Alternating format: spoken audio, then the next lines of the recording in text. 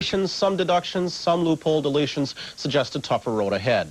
What's the future of the Treasury's plan? Well, we asked that of two gentlemen in Washington who are intimately involved with your tax future. They are Senator Bill Bradley of New Jersey and Congressman Jim Jones, Democratic Chairman of the House Budget Committee. And good morning, gentlemen. Thank you for being with us. Morning, Brian. Let me first ask this. I just called it a Treasury plan. That's what it's being called in Washington.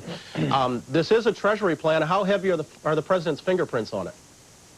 Well, the President has stayed away from the plan specifically, Bryant. I think it's a positive direction. I think the country needs lower tax rates in order to have sustained long-term economic growth, really, which is the key to our future. And the way we get those lower rates is by making the tax system fair.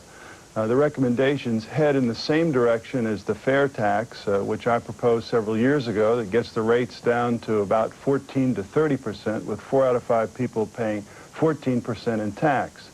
It is a positive direction, and I look forward to seeing the President's bill when he submits it to Congress in February, and I hope it will head in that same direction of lower rates and fewer loopholes. Congressman Jones, do you also think the move is fair? Well, I think, first of all, it's Secretary of Treasury's bill right now, and until it's President Reagan's bill and he gets full force behind it, it's not going to go anywhere in the Congress. I think it is a move in the right direction. Tax simplification is something the country wants. The big questions are, first of all, is the distribution of the tax load going to be fair? Because in any tax reform plan, you're going to have winners and losers. Even under this plan, Secretary Reagan admits that probably 1/4 of the taxpayers will pay a little bit more in taxes than they're paying under the present system, and we need to see who's going to be paying more taxes. Secondly, on the business tax incentives, you have to be very careful to make sure that changing the tax law at this particular critical period in our economy will not be a disincentive to capital investment that will slow down economic recovery. So you don't want to scare the corporations off. Who's going to be in that 1/4 that's going to pay higher? Well, that's what we don't know for sure. And until you look at the individual brackets and the way they distribute their tax load, you can't really be certain. But that's one of the things that has to be analyzed very carefully. Senator Bradley, they have reduced the 16 tax brackets down to 3. Why not down to the 1 flat tax proposal that some had suggested?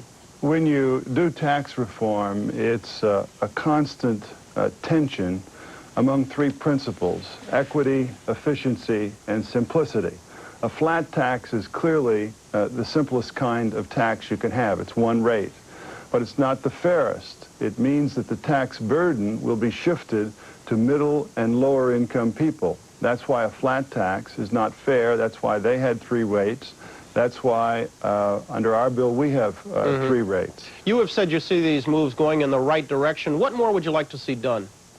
Well, I'd like to see the bill analyzed. I'd like to get the rates as low as possible. Really, there are 3 principles. One is that any tax reform proposal not increase the deficit.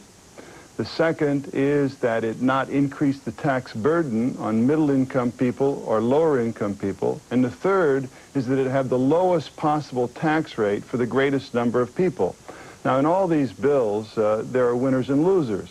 But the important thing is not the snapshot of the first year in which there are 70% winners and 30% losers, but what happens in year 2, 3, and 4. Many of those people in year 2 and year 3 could be actually getting a tax cut because they'd be facing a lower rate of tax.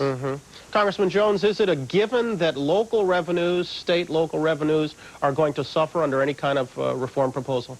I don't think that's necessarily the case. That's something that has to be looked at as to whether or not state and local governments will be able to finance their needs if the tax deduction at the federal level is not continued. But I don't think that is necessarily a given. And should we expect something to be addressed on tax reform within the next year? Give me a quick timetable. I think there are two very important things: reduction of the deficit and tax simplification. Unless President Reagan personally gets behind both of those and pushes very, very hard, I don't think that anything's going to happen. If the President gets fully behind tax simplification and deficit reduction, then I think some action can be obtained in 1985. Okay. Congressman Jim Jones of Oklahoma, Senator Bill Bradley of New Jersey. Gentlemen, both, thank you very much for joining us. We're moving past 7:24 on a Wednesday morning. We'll come back. Much more ahead.